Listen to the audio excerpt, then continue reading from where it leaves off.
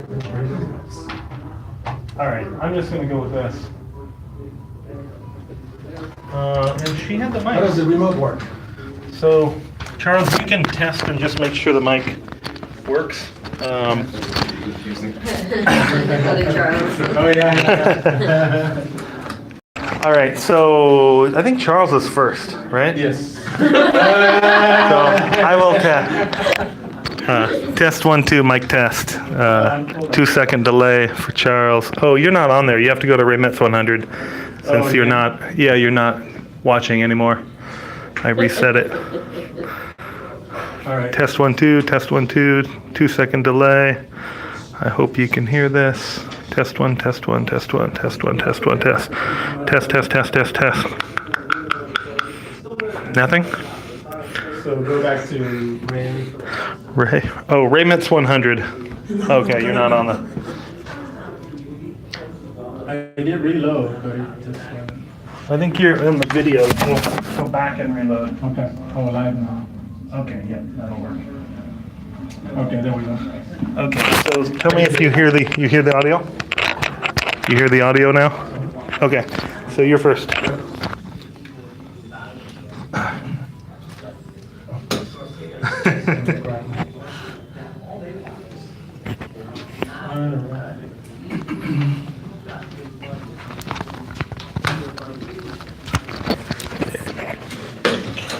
Oh, you can just use this. Yeah. The slides are in here. Okay, so just introduce us and then hit the down arrow for the next slide. It was going to be yours. All right. I'd like to welcome all of you to our very first Blockchain for Business, sponsored by Blueberry Consulting. My name is Charles Obong. I am the co-organizer. I'm a blockchain enthusiast.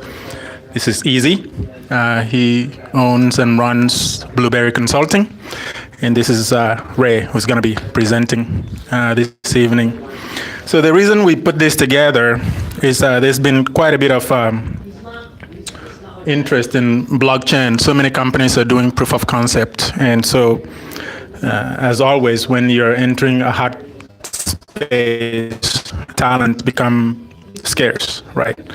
So our objective is to aggregate and create a pool of blockchain talent that we can do a knowledge exchange. But what motivated this is just if you've read any blockchain article at all, any technical magazine in the last year, you'll see such headlines as blockchain moves into top spot for hardest jobs.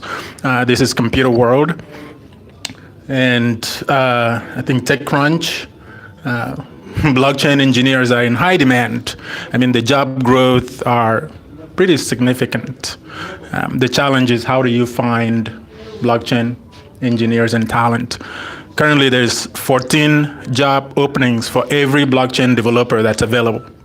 Right? There's 14 job listings that is jobs that they can't fill. Blockonomy. The headline was Global Blockchain Hiring Spree. Jobs is 300% in a year. Major companies now, startups in blockchain space are competing with companies, established companies like IBM and Microsoft, and obviously Amazon.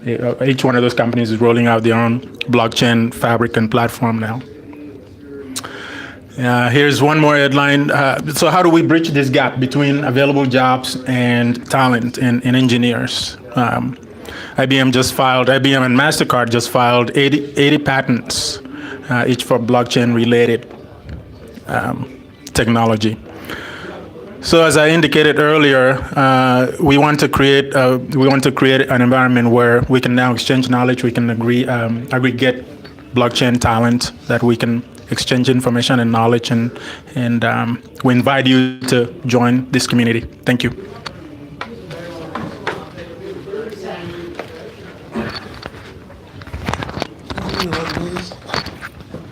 Hello guys, I know it's kind of a little weird for me, and I'm Easy. I go by Easy. It's a pretty long name. So I've been in Seattle for almost 20 years. So I was a solution architect with Microsoft, and before that, AT&T architect. There's many roles I played. And the blockchain is kind of exciting. So I started knowing about more and more. then we are more focused on, at least my focus is more, how do I can use some of the new cutting edge technology into, healthcare, or, or farming, or some other thing which is really technology need help, which we can make a big difference in human life.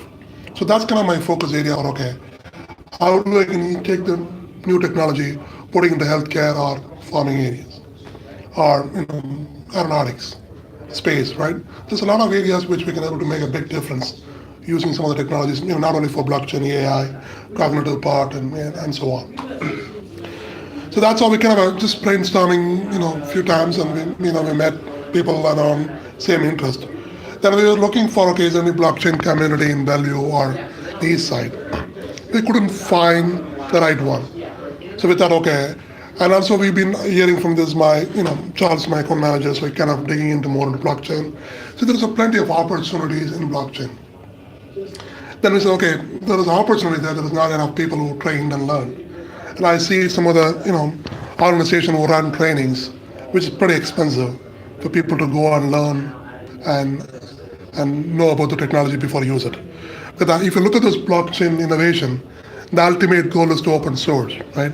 They want more people to get benefit out of their systems using the new technology, rather than, it's only reachable via elite type of people who can able to afford and use it. So that's why it's kind of open source, so everybody can use it. So I don't see much talent around this area, so I thought, okay, let's start something and start building the community, so we can share the knowledge what we, people work in different industries and different verticals, so there are different challenges, so we can see how the blockchain can fit in. So I've been to a couple of conferences on a blockchain in LA, which is the one which is an international conference. So there is still, they try to figure out what's the best way to use a blockchain in a corporate world. There's a lot of use cases in place, but it's not, if you look at a smart contract, or fleet management, or supply chain tracking, those are some of the things which obviously people knows they can be able to use it. But a full-scale use of, in a corporate world, beside the, the coin world, using a normal business to run in blockchain, it's a very minimum and a complete production level of execution. But there's a lot of interest. People are looking for a lot of talent. Okay, I want to try something out, and with a small set of people, see how that works for my company. Then probably I can invest more to build bigger. Same time, the industry also evolving. The technology is brand new, right? Every week probably had something new coming out. So I met with Ray. Ray been working on. Me and Ray worked in in a Microsoft for almost 10 years. So we're in the same team, so we know for a long time. Then he moved on to Amazon, then now he's kind of stepping into the blockchain, training people, and he's more savvy on the domain aspect. So that's why we started using Ray as an expert to come over and start doing it. So this meetup is not just, come talk about the business opportunities or what isn't for you, what isn't for me. It's more like, okay, as a community, what we can do, the technology, how we can embrace the technology a little bit more, take it to the next level so corporate can benefit out of it. So it's not only for just a meetup. We want to go a little different approach of how we want to have it, which is more like a training kind of sessions, like you going to work on hands-on experience by doing the blockchain. So understand what the blockchain does, how it works. So which is much more create curiosity for people to learn a little bit more about it. So that's kind of my objective, why we are here, why we started it. This is our first event. Hopefully the next time onwards we'll see more traction and more people coming in to the event. Thank you. Back to Ray. All right. Thanks, Ez. All right, I'm going to try to stand on this side so we can get the screen there.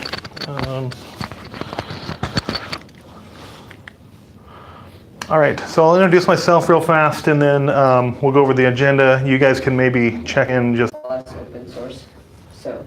Yeah, that's one of the things which my personal benefit. You can see if it comes back, Charles. I think it will. Private blockchain, but Ray is going to class he knows public, Yeah. private.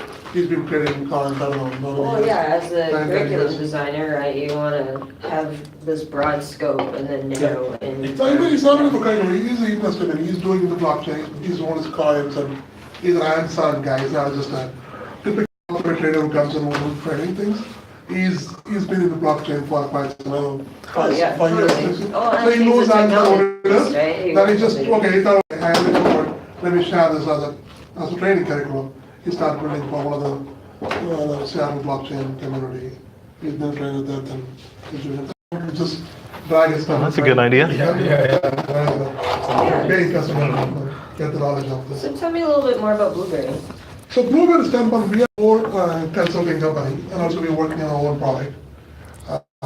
We wanted to make sure, use the technology to make people like it. That's the main object. So we are focusing on healthcare, we are focusing on public sectors, we are focusing on farming. How we can make some of the things very complex and we can able to decouple it. So we use typical software platforms, so whether Microsoft or AWS or two solutions. And also we kind of mentioned the IoT space a little bit. So we're trying to build IoT. So I have a team in India, probably 40 people team in India. I have 3 participants here, they're working across, trying to make it. So we want to see what's the new technology. This blockchain is completely, it's still a buzzword. Not many people using it besides the coin and exchange, and the digital currencies are one kind of attracting more people than a typical business use case. So my goal is promoting those. How do we can take it to the corporate world, which do something different? How do we can use the technology to frame it?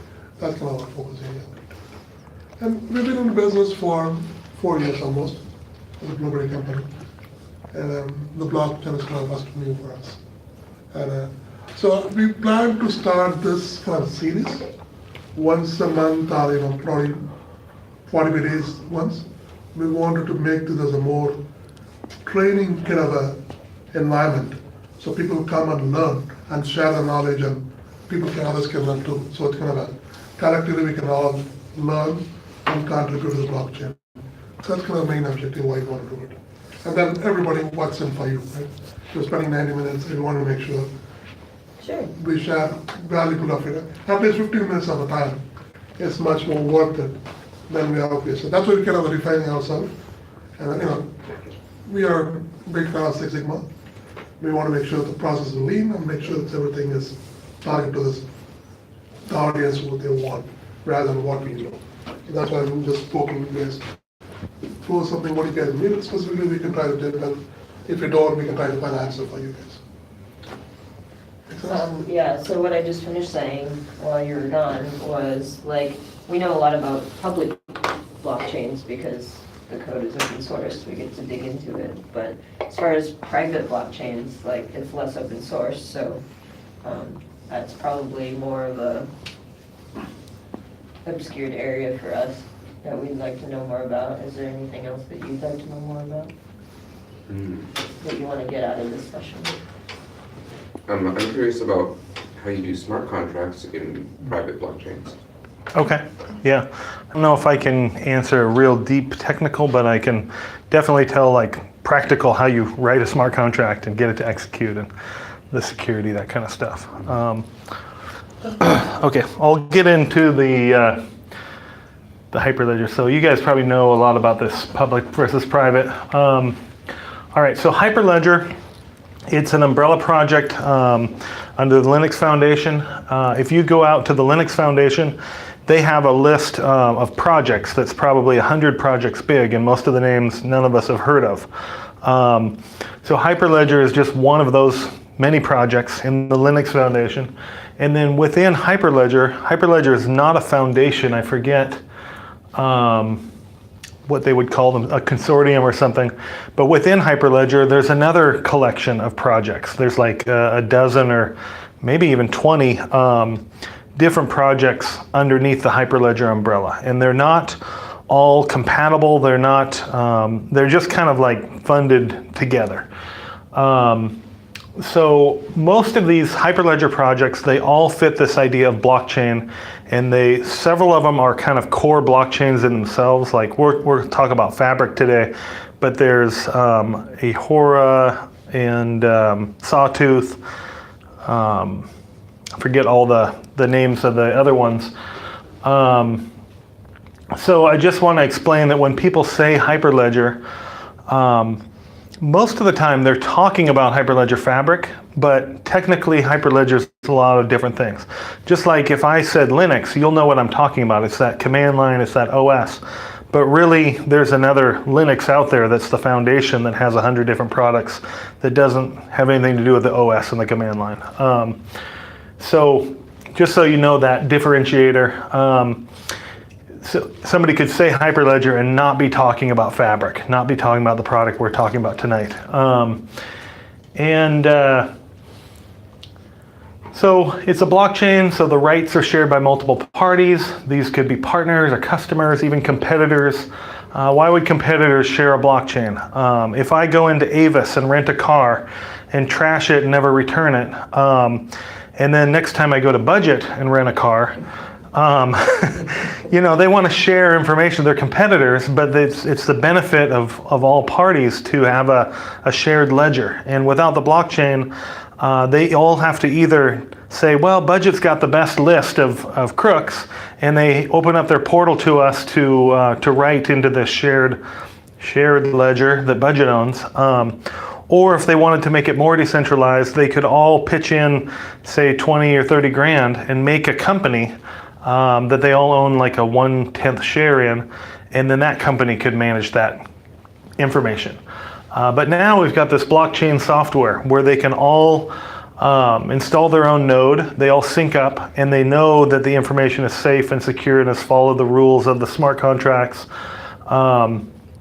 It should be less expensive than the other options and more trusted than the other options.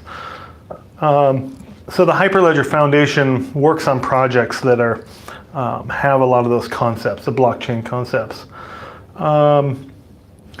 The security features of Hyperledger, all their products are very limited. If you compare this to Oracle or SQL Server, we think of the blockchain as the super secure system, and you know, Bitcoin is unhackable and Ethereum, but those are very limited cases, and it's not like if you put in Oracle database, they have pages and pages in the manual of all these different security features and all these options: row level security, column level security, security using stored procedures, and then, you know, all these other features. Whereas blockchain is just like you got your private key and that secures you, you know, so you can say who you are and you can move your funds around, but that's it. So how do you map today's business into the blockchain with those limited security features? They're very strong, but they're not full-fledged. Hyperledger is a public and open source. Everything in their whole consortium is open source. So you can go out to hyperledger.org to see their projects. You can go to github.com/hyperledger, see all their projects, and then we'll talk about Composer. I should probably move that to the other slide. Okay, so the most popular software of all the Hyperledger components, that dozen components or maybe even 20, the one that was, I don't know if it was first, but it was definitely the industry was behind this Fabric project. And IBM had initially started it, and actually they're still probably the biggest contributor to the space. But Fabric is it's a private blockchain. It's popular, like it's probably the most popular private blockchain out there. You can run Ethereum in a private mode. You could run it behind a firewall, but it's not as popular. It's hugely popular in the public blockchain space, but to put Ethereum behind a firewall is, you know, it's more popular than a lot of the other tiny coins that I've dealt with, but it's, I would say Hyperledger is like top tier as far as actual use and industry interest. It's a private blockchain, so the data is only shared with the companies you allow, so that those questions on the public versus private slide, Fabric is all about the private side. There's no internet users that can access it. Nobody can just create an account. It's all managed privately. So all the nodes are kept behind corporate firewalls. Technically, you could install it and just open it up to the public, but I don't know anybody who's doing that. Your security in Hyperledger is, are you guys doing that? I saw the smile. No, I just thought it was funny the way you said it. Oh, okay. I would say that Hyperledger, you can connect to the public network through some interfaces like that portal. Like if Amazon and Walmart wanted a blockchain, they could use Hyperledger behind their firewall, and then they could allow the public to view it or make changes to it through portals. But I don't know that they would just take Hyperledger and like expose it to the public. So there's a differentiation there. So that's also the commoditization, right? That's how they make money. People like IBM has one, Microsoft is coming up with one, Amazon is coming up with one. So they can already have a big cloud footprint. So they want to put those nodes across, make sure they control it. So it's much more safer than corporate world people can build it. yeah. Public can use it. So before the blockchain, we've had databases for how many years? And databases are generally secure. I mean, we do read the news articles that this company got hacked and their data got shared, but I don't think a blockchain is going to solve that problem. Like if you put all your data on a blockchain and then even a private blockchain and your network gets hacked, that data is out there. So it's not like blockchain is securing your data, or what should I say? But the data are encrypted. It's still Is not encrypting your data. Blockchains don't encrypt data. Like that's not a feature. Like when I put if I'm using Bitcoin or Ethereum, all that data is public, and it's mapped to my my hashed account number. But it's not encrypted. It's just that nobody can affect that data. Nobody can make it move to somebody else's account unless I sign a transaction with my private key, but it's not encrypted. It's not like a feature. It's probably a good thing to put on the slide that you don't just get 100% security with your blockchain. What is the crypto concept of cryptography involved in the whole transaction that's been? That's probably for the future session. It's like, I mean, I can talk about it during QA if we want to spend the time there. I was thinking like every transaction, probably you guys could actually more because you're But like, is a transaction transparent, readable, or is it we cannot able to we cannot able to open up and read what it is. The party who's exchanging between these two. Yeah, it depends on like the blockchain actually. So like with Bitcoin and Ethereum, like transactions are fairly transparent. You can see the front and two addresses and the amount. There's certain blockchains like Monero or Zcash where like everything is encrypted, and like in some cases like, you don't even know the total supply invariant, which is weird.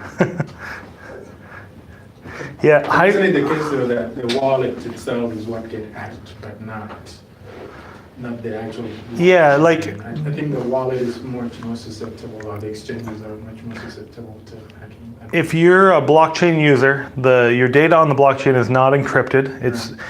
It's there for everybody to see, but I can't move it around. I can see it, but I can't move it around. Only you can. And when I hack you, I'm basically assuming your identity. There's nothing on the blockchain that I can hack. I need to basically find your private key. And once I find your private key, then the blockchain thinks that I am you, and then it lets me move the But funds. still, the people are in the specific node in the private world who will get access to the node. They're the only one able to see it. It's not anybody can come in and see it. Right? Yeah, so the technology, like the blockchain part of Hyperledger is not going to secure the data. It's not going to like encrypt or hide the data necessarily. But if you install that Hyperledger data on one node and another node and then not on the third node won't have access because it's not installed there. But you know, if that person gets to your node, then the data is there, I guess. Yeah, I don't know if let's get into that in the Q&A because I think we'll try to finish this up. Okay, so all the nodes in Hyperledger, they're all paid for privately. And you don't, you know, if you talk about public versus private, in a public blockchain, if you disappear, the public is still out there. There's still a community. And so if I create an account and somebody puts some funds in mine and I move them around or put some data on the blockchain and then I just leave, the community is going to keep that is going to maintain that data indefinitely. But in a private blockchain, all the nodes and the ownership is kind of a known thing. So if you quit paying your AWS bill, then it's gone. And if your blockchain is small, like if we use Amazon and Walmart, and that's the only two participants, and they both quit paying their bill, then that data, there's no other community to hold that data. So when you say the word immutable, it's kind of a gray area. You know, how immutable is it? It's immutable as long as people continue to pay the bills. But you know, it's a public blockchain is immutable because the community is not you. You're less than 1% of that community. So when you give your data to the community, you know, there's nothing you can do to lose it. Right? You being in public, it's once a day, one forever. Private, you can at least there's all party of the consensus, you can able to throw it up, everything is beyond. And that can be good and bad. I mean, if you have data on your blockchain and then there's a GDPR law that you can't remember a customer or something, well, if you happen to have chose a public network and you put some data out there, you don't have control over that. You published it, you know, to somebody else. Whereas a private blockchain, if you really wanted to, you know, who knows how long Hyperledger is going to last? Is it going to be around 20 years from now? We don't know. So how many times have companies migrated their data from one database platform to another? You know, as painful as that is, it happens. You spin up the new system, you run a report on the old stuff or an extract, you import it in the new one, then you turn off the old system. So if that's your style, then the blockchain, you can't really say it's immutable, you know, because you could export the data and say, well, all those old transactions that are already closed out or all those mistakes, we're not going to put in the new system. You know, so it's nice to have that flexibility. Like as a corporation, those are really valuable features. But, you know, when you say it's an immutable blockchain, that means different things in different contexts. The other thing with Fabric is there's no native coin or currency. You can't buy Fabric coins. You can't invest in it. The reason blockchain coins exist is, you know, initially is to pay the miners. Like people are not going to run a node and not going to validate transactions and join the community unless there's something in it for them, unless their electricity costs are paid for and their time and effort. So this whole concept of Bitcoins and Ethereums is created to make that community and make that market so that you can afford to pay your power bill to run the server. With Hyperledger, you just pay AWS, you pay Azure, you run it on-prem. So that whole concept of coins and paying miners is pointless on a private blockchain. Now, could you create a coin? Sure, you can, you know, write a smart contract and make any coin you want, just like you could create a coin with Oracle or SQL Server or MySQL. But is it common? No, it's not really common that you do coins in. I mean, today involved in the loyalty programs, right? Every company has a loyalty program. Mm-hmm. they You could do take the airline blockchain. miles.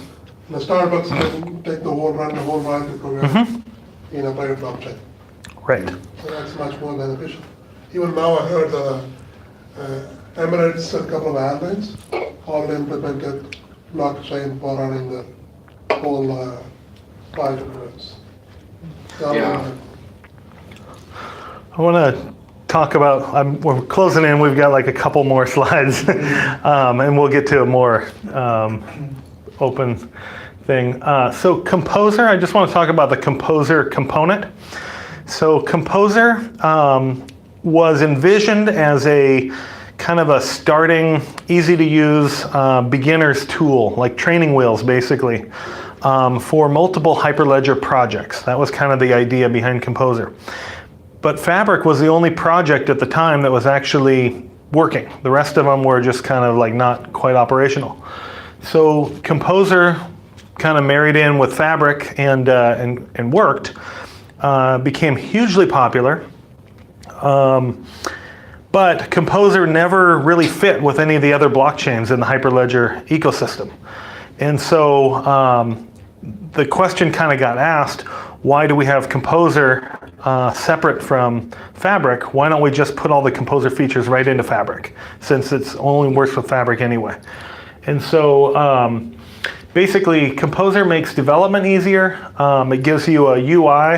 If you imagine like installing MySQL, and not having the MySQL workbench. Everything's command line, you know, and you have to just create all your tables manually and there's no GUI.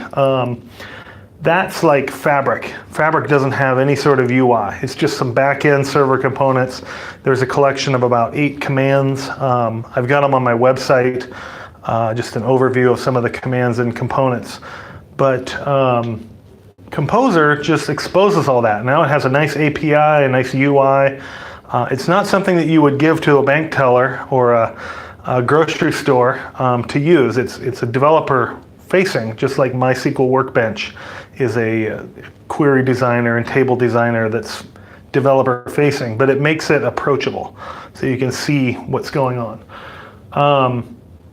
So when you learn Hyperledger, basically all the web examples are going to tell you install Composer, learn Composer. It's really hard, unless you're just a command line hacker, you know, computer science type of person, you're probably not going to just use Fabric. And, you know, you can install Fabric alone without Composer, and that is the recommended way if you're doing like corporate design and everything. But when you're just trying to understand how does this thing work, you would use Composer. And like I say, they're going to kind of merge that in anyway, I think. So Composer, it's not a blockchain. Fabric is your blockchain. Composer does have kind of an in-memory fake blockchain. So if you don't have Fabric up and running, it'll still work. You also get Composer on a website. So you can just go out on Google and search for Composer Playground or Composer IBM, and it'll be one of the first links. So we'll actually demo it. I think at the last slide we demo it. Or you can connect to your local Fabric environment. You can install Fabric on your laptop and use Composer to connect to your Fabric. So Composer, it's a JavaScript environment. All the smart contracts are written in JavaScript. And the problem with this is if you write your smart contracts using JavaScript, and there's all these templates and it's easy to copy and paste and modify it to what you want, beautiful system. But if you ever try to run the smart contracts without Composer, it fails. The whole, like, the Composer JavaScript won't even compile on its own. It requires Composer to run. So basically you have to teach yourself JavaScript, teach yourself smart contracts, use it in Composer, and then when you're done, take just your high-level design docs and go over to Fabric and basically reteach yourself and write them in Java or Golang. Now, version 1.4, which is not quite out yet, they're in the middle of writing it, actually has a JavaScript on Fabric feature. but we don't know if it's the JavaScript that you write in Composer or if it's some other special JavaScript. So this is like, version 0 software. So like if I were teaching a class, I would definitely teach Composer because, if you just have to learn Fabric alone and you have to, basically if people are smart enough to learn Fabric alone, they don't need me. They just go home and hack away and teach themselves. But Composer is more like that Microsoft Access or whatever, where you can kind of approach it. So it's a development environment, it's a test UI. You can execute your chain code on there. You can create assets. So on the second page of the handout, I have a section for assets, and we'll talk about what that is. And then you get the sample library in Composer, which has all this chain code already written up. And it's a wonderful tool. You also get this code migration. Unfortunately, the code won't migrate into Fabric. But if you have Composer, as part of your server components, you can actually deploy Composer code all the way into production. It's just that you always need Composer, the server components of it, running for that code to work. Like if you're going to use the training wheels to develop, you have to use the training wheels in production. The other thing is there is one security feature that Hyperledger has where, let's say you had 6 nodes and 2 of them were at your partner and 4 of them were your organization. And you wanted to use Hyperledger for some of your internal stuff, and then you also want to use Hyperledger that's shared with that partner. So it has a feature called channels where you can define 2 channels, one for your internal stuff and one for everybody, and then you just let your partner access the one channel and not your channel. So this gets to some of that security. It's not that you're encrypting the data, it's not even going out over the network to your partner. Well, if you decide to put your Composer code in production, you can't do multiple channels. That's like a feature that's not available. But you could install Hyperledger twice and have one network with them and one without. And both of those networks could be done on Composer. It's just you can't share a node and use the channel feature. Anyway, that's kind of trivia. Okay. So that's kind of the end of the Hyperledger feature overview. We don't have time to actually use it and go deep into it, but we talked through this use case briefly. This is just like a training use case. So if I were to take the 5 of us and put us in a list, and I wanted these Seattle blockchain contacts to be shared by some people who operate nodes, like you may be willing to run a node and I'm willing to run a node, we can sync up the same blockchain, and if I put 3 of us in and he puts 2 of us in, we'll both have the same list. And it's immutable, we can't delete it. Like once the data goes in there, we're in there. And then if you guys wanted to join in and be a 3rd node, you would just be able to sync and you'd get those 5 contacts on yours. So I wrote, for this use case or demo or whatever, keep it simple, get version 1 operational. It's hard enough without adding scope. And the asset is kind of like a table. Like in SQL, you would call it a table. In Hyperledger, you call it an asset. You might have, so the name of the asset would be contact, and you would have first, last, phone, and email.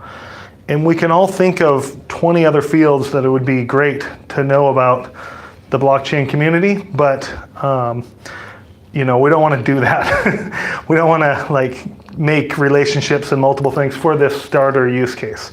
So you just make one asset, 4 fields, and the 2 nodes, and try to get them to sync over the internet.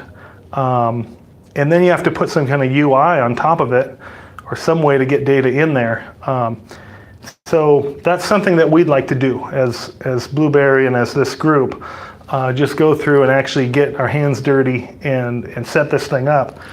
And with that experience, we could then parlay it into, find out what a business wants or what a maybe it's a homeless shelter, so we're going to connect all the homeless shelters and let them share a phone book or something like that. And then you could have bigger scope. But I wouldn't want to take on some 10-table project, as a first use case.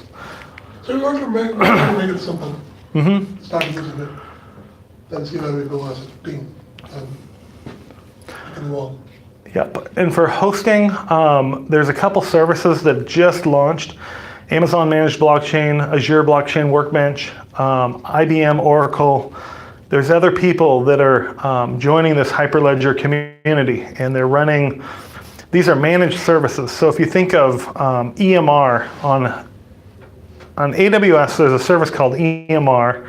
I forget what it's called in. No, EMR is Elastic Map Reduce, and it's Hadoop. But like you could go to the, and I need to get up on the Azure, the names of all the little components.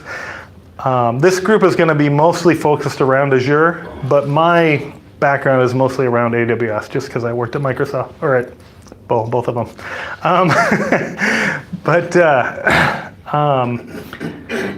Basically, if I log into AWS and I use their EC2 feature, which is just the compute, just a node, it's like $20 a month to run a small node.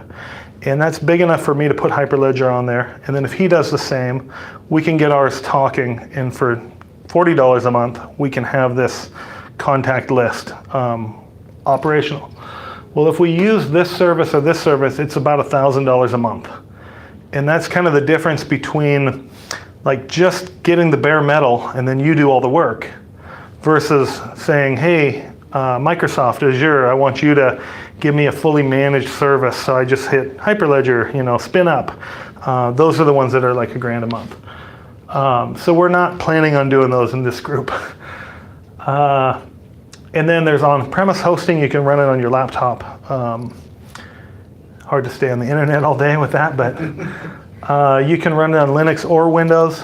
Usually it works better on Linux, but I heard from my last meetup, I did an install meetup, and we talked about Windows, and somebody from the audience said, like 6 months ago, he couldn't get it to work at all on Windows, but now they've updated and it works fine on Windows. So that's a new option. And then from a DevOps perspective, whenever you're hosting anything, think about the upgrades. Think about data migration, service migrations.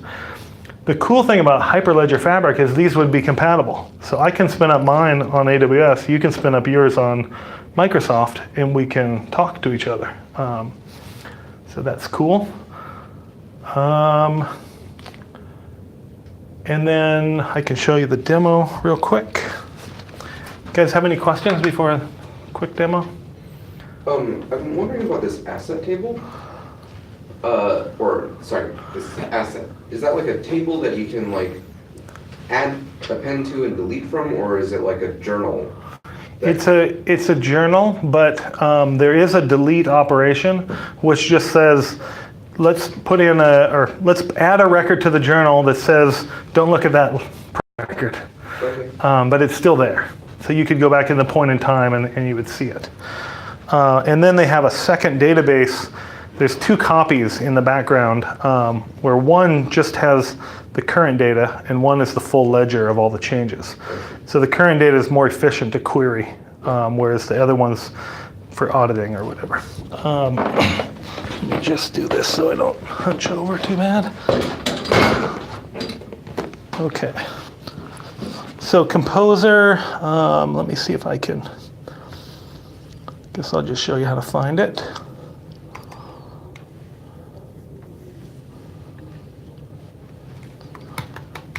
It's Brave. Of course. This is the new Brave too. I don't know if you've seen this interface, but this is all new. Tonight was the first night I saw these. These are completely new UI in Brave. Have you seen this? I've been sending myself tips. Okay, nice. I haven't, I'm actually not a big fan of the tipping system, but I like Brave. Okay, so I just searched for Composer IBM, and somewhere, I would imagine, I want to see blue mix. Yeah, it's this one. And the link's in the slides. The slides are on the meetup, so you're welcome to grab a copy of those. But in Composer, these are all the samples that are out there. So if I choose a sample and deploy it, it's just deploying in memory.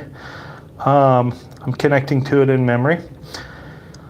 I can go up here to test, and these are my assets. So I've got a grower asset. It's just like these are my tables. I've got my grower table, my importer. And I say that because I'm a database guy, but if you're a Java guy, you might say these are my objects or my whatever you call them. Okay, you can see they're all empty, right? So there's a smart contract that will populate these for me as a demo. So in a moment, I'll click on these same three and you'll see data in there. And then we could try to delete it, change it, that kind of thing. So I'm gonna go to submit transaction. Setup demo is the name of the transaction, submit. And now when I click on grower, I see farmer at email.com, supermarket at email.com, and shipper at email.com.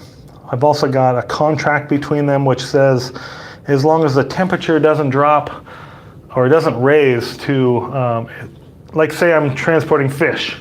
So as long as the temperature doesn't go above 40 degrees, I'll pay for the fish. If somewhere in the shipping we take a temperature reading and it's above 40, then I'm not going to pay for these fish. And then this is like the shipment. So it's like 5 tables that are kind of interrelated in this sample. So if I were to go up here to grower and edit it, I could say the country is the USAA and update. And now when I go to grower, show all, it says USAA. So I modified a record on the blockchain. Well, what actually happened was, I believe should be on here. Not sure if I can find it in this UI. Update participant. Update part. Oh, yeah. Okay, it gave me this. But why is setup demo? Maybe I just have to sort it by date time. I'm not sure. I do see the update USAA here, and let me see if I can find the old. Here's the add participant. And this still, nope. Maybe it's under events.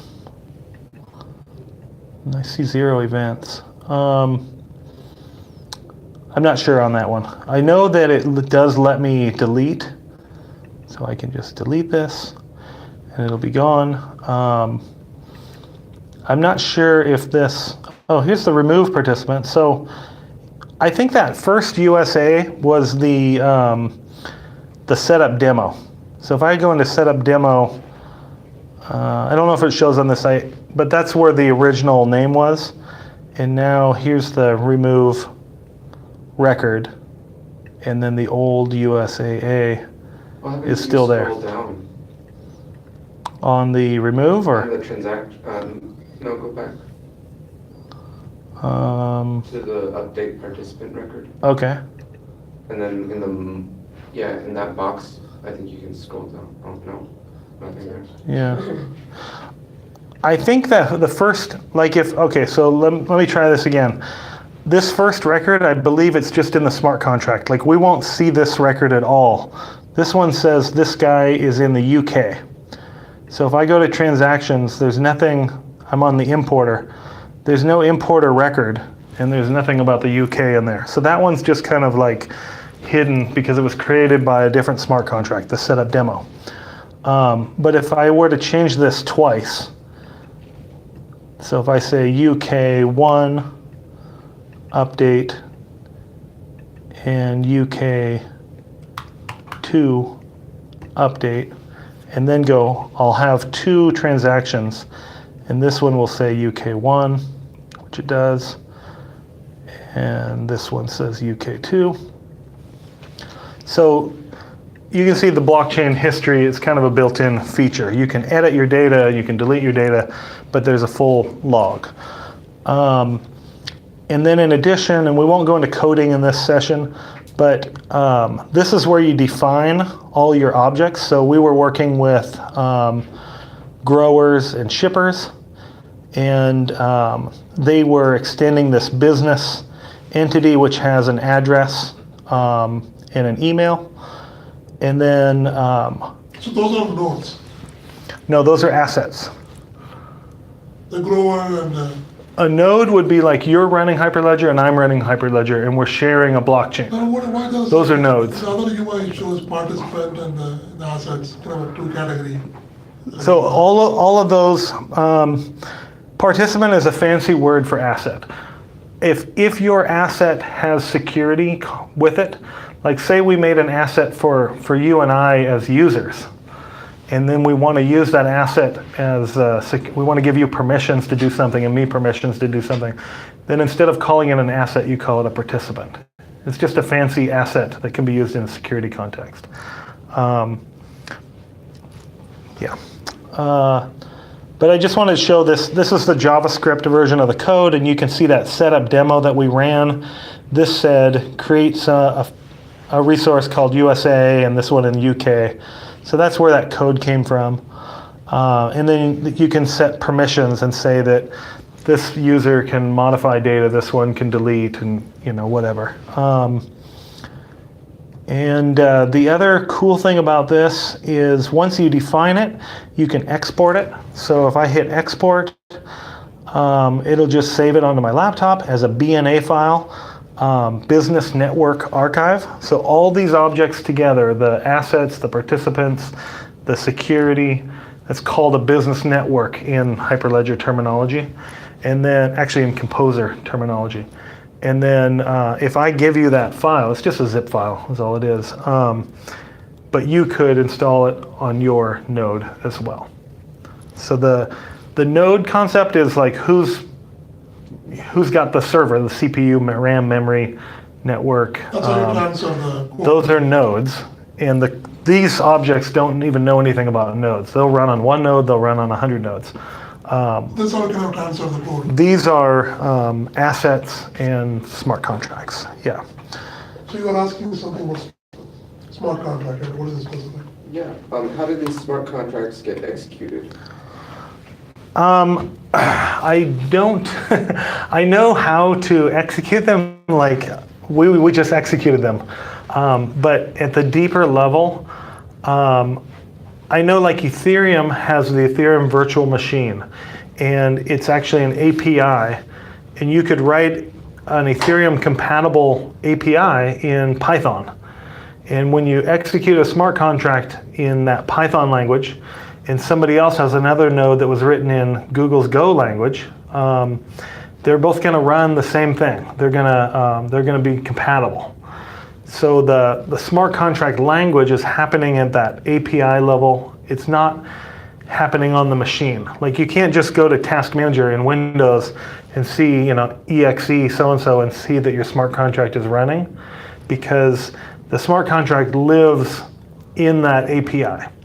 Hyperledger, I'm not sure. I don't think it's that type of thing. I believe the code is actually running on the machine. Like if you're in Linux and you hit PS, you'd see your code. But I'm not sure about that. Like, That explains why you can write it in JavaScript or Java. Or right, you can write it in different languages because it actually runs it in, compiles to the machine, I believe. But I could be wrong, and maybe there is some Hyperledger version, or I guess it would be called a Fabric virtual machine. But I've never heard that terminology. So I believe it's actually running on the machine. So you're going to distribute the contract across all the nodes? You're running the same Yeah. smart contract to be executed? You have to have it deployed everywhere, and there's commands for that. So it sounds like these smart contracts are more like scripts that run on your machine and generate transactions that you then broadcast to your other nodes. Like This is a great. So this is we teach this in the course, and I can definitely answer this. It's going to take a little bit of time and the whiteboard, but I can let you know like how the consensus process happens and what data flows to where and how like one party can add a record and everybody gets a copy of it. Yeah, I would love to explain that if you guys are up for that. It's a little deeper than we had planned tonight because this was like an overview, but why not? Just give me some high level without waiting. Okay, I'm just going to turn this over here, and the mic's probably not going to work. Whatever. So that's pretty much what we wanted to share with the team today. So basically, let's say you've got two companies. We'll just call this Amazon and Walmart, right? So Amazon's got 3 nodes and Walmart's got 3 nodes. And there's no owner to the blockchain, it's just they're sharing this blockchain. So in addition to nodes, Hyperledger has multiple node types. There's this node type that's not really a node called the ordering service. This is not going to work. So I'll just call this the orderer. And the software that actually runs the order is Kafka. So you can set up a Kafka environment and it has its own nodes. You could set up a couple Kafka nodes here, a couple Kafka nodes here. One goes down, the rest of them will keep going. Now, I don't know if there's one admin password for this or if they have to share it or what. There's some talk about like that this is a centralized component in this decentralized blockchain, but we'll just say there's an order. There's also this thing called the client API. So out here you've got your user. So the user says, I want to, and Walmart is going to have its own users, right? And its own client API. So the user says, I want to add a record to the blockchain. The only way you can add a record is that you have to call a smart contract. There's no, those, like in a SQL database, you can execute a stored procedure, and within that, it'll update the table. Or you can just update the table. In Hyperledger, you have to always call that smart contract. There's no concept of updating directly. So I say, I want to add a record, and this is going to be a specific smart contract called add contact. So call add contact, and it's got my fields first, last, phone, or whatever. The client API is kind of pre-programmed, and it knows some nodes. It has like a cache or something. It can't access these Walmart nodes. This is from the Amazon side. So in its cache, it might only know about these 2 nodes. These are called like, I don't know, I'll just say they're clients. I forget the name of it. So it knows that these nodes are out there. So it sends the request to a node that it knows of, maybe it's this one, and this node knows about the whole network. So this network is connected, all these guys are connected in a blockchain. So this node will say, who out here has this smart contract, this add contact smart contract? The nodes that have it are called endorsing nodes. So let's say this one, this one, this one, and this one happen to be endorsing nodes. These are going to be the ones that do the work and actually run the smart contract. They don't store the data on this step of the process. We're just executing code to validate the data. So they send it in to a node that it's aware of. I'll call it the client node. The client node knows where the endorsing nodes are, and it basically takes this message, this add message, and it's got the first name that I want to add, and through this network, it'll send it to all the endorsing nodes. So these guys all have the message. They will all independently run the smart contract.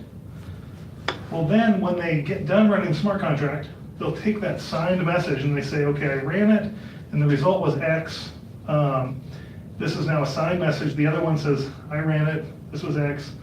All those signed messages go back to the client API. And the client API will, through cryptography, basically, will decide, is it good enough? Like, did that meet the criteria? Because you can say, if 2 of the nodes endorse it, then it's good, it's going on the blockchain. Or you could say, I need all 4, or 1 from Microsoft, or 1 from Amazon and 1 from Walmart. You can set any rules you want. So the client gets the message and says, hey, I got 4 endorsed messages, they all match. This thing's going on the blockchain. So the client then takes that endorsed, approved thing that it knows is going on the blockchain and sends it to the orderer.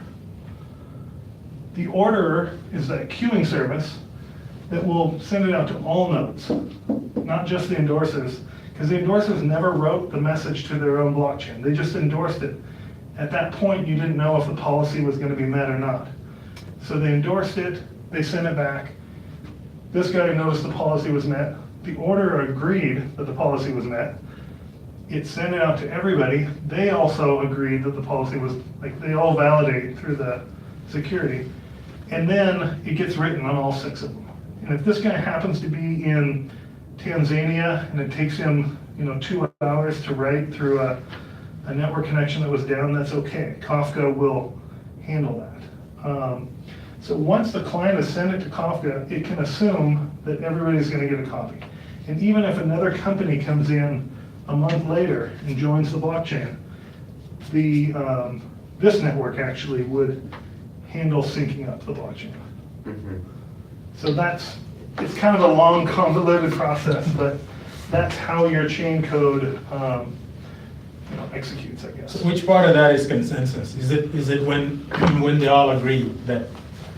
When the client, basically, you're going to have a rule. You're going to have what they call an endorsing policy. Okay. And this rule is kind of everywhere. It's part of that channel or whatever. Right. So the client is going to know what's the endorsement policy, and the client's going to know what results came back. And it can't just, you can't just have Amazon say, I want to put this contact and I'm going to cheat the network. Like, maybe these endorsers, we don't want to worry about them. We just want to shove it on the blockchain. They can't do that because the orderer won't accept it. The nodes won't write it unless it meets the security. It's kind of like a multi-sig. So the orderer does an additional validation that, I don't have the exact answer to that. I'm guessing it would just pass on a properly signed message. Like if you get all the answers back and that's enough information to say, yes, it's going on the blockchain, just like in Ethereum, if I say I want to send you a 1/10 of an Ether, which is $10, all I have to do is sign a transaction with my private key. And I can take that signed transaction and I can put it on Twitter, on Facebook. It will never get double played on the Ethereum blockchain. And whether it actually goes or not, now or later, it's secure because of the signing. I see.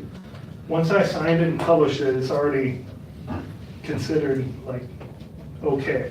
So the order will take those signed and published messages, those transactions, and just pass them on to everybody else and they'll apply. So if any, for whatever reason, there's conflicting rights, right? Well, Then the nodes would reject it? yeah, so if somebody hacked the order and they just started sending messages to the nodes to be written, they would refuse it because they weren't ever signed. They're all working on they have a certificate policy and they know what a signed message looks like. Just like if you hack Twitter or Facebook and you say, well, Ray sent me a 1/10 of an Ether. You never signed it with my private key, so it never happened. I think the question is more there's kind of a time period between when it's endorsed. The endorsers could endorse different things and they wouldn't realize it because the other one didn't get written yet. So they wouldn't realize it was an invalid right. Well, they're only going to apply it once. So there's like if the order for some reason sent the same message to one or all of they're called committing peers. So all 6 of them are committing peers, and the 4 of them are endorsing peers. But when you go to write the information to the committing peers, you could send the information twice or 3 times and it won't write 2 or 3 times. I see. And it has to be signed. Like the client IPA wouldn't send it to the order if it didn't think it was gonna get written.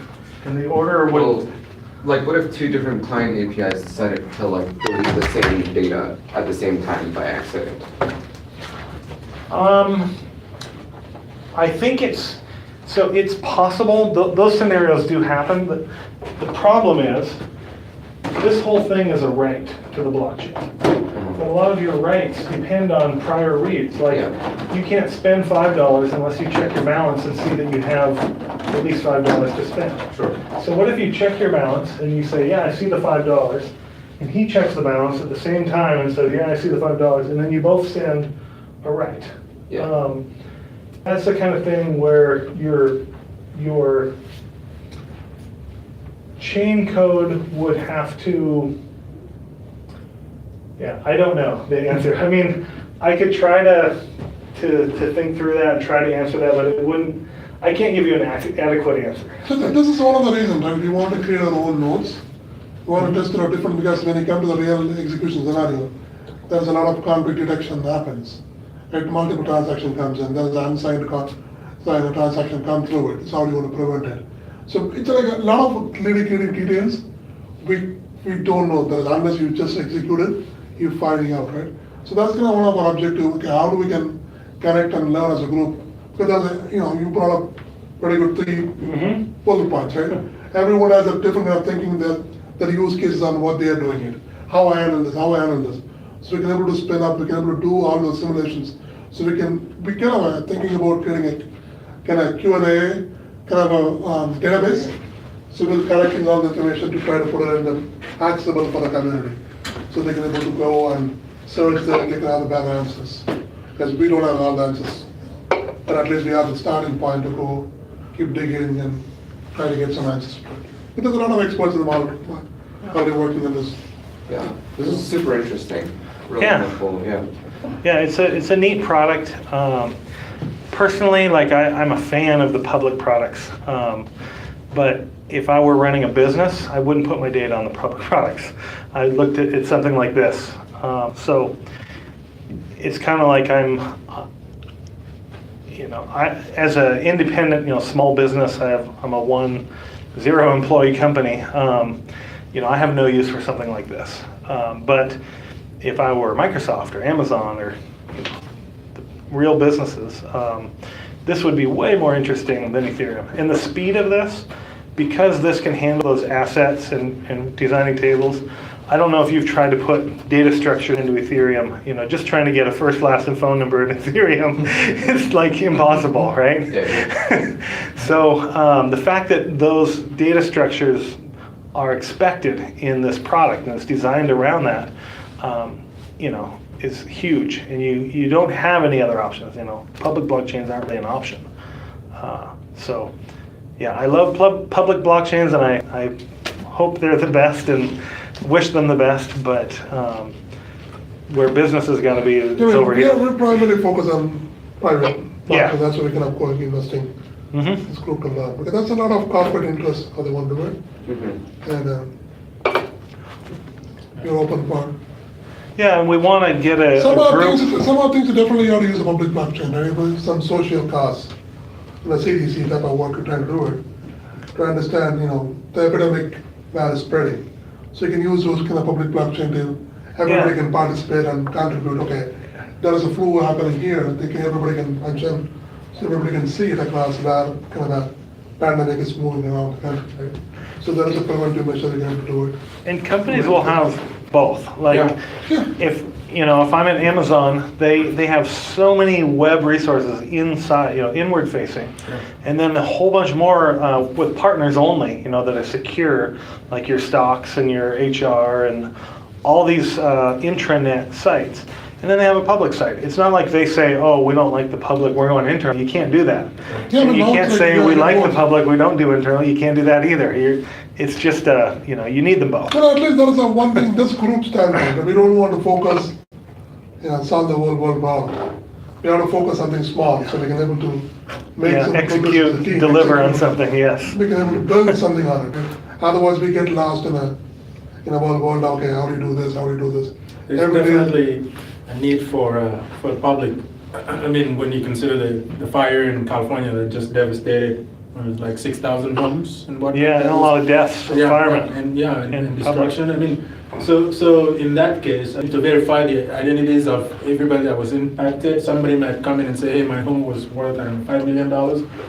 There's all kinds of those kinds of records that could be in a public space, public domain. Yeah, but the could be definitely validated uses- with blockchain. But yeah, as a But private I mean, company. it's at least from a corporate world, what we work on, specifically interested in, the data should be secure and make sure who's accessing data.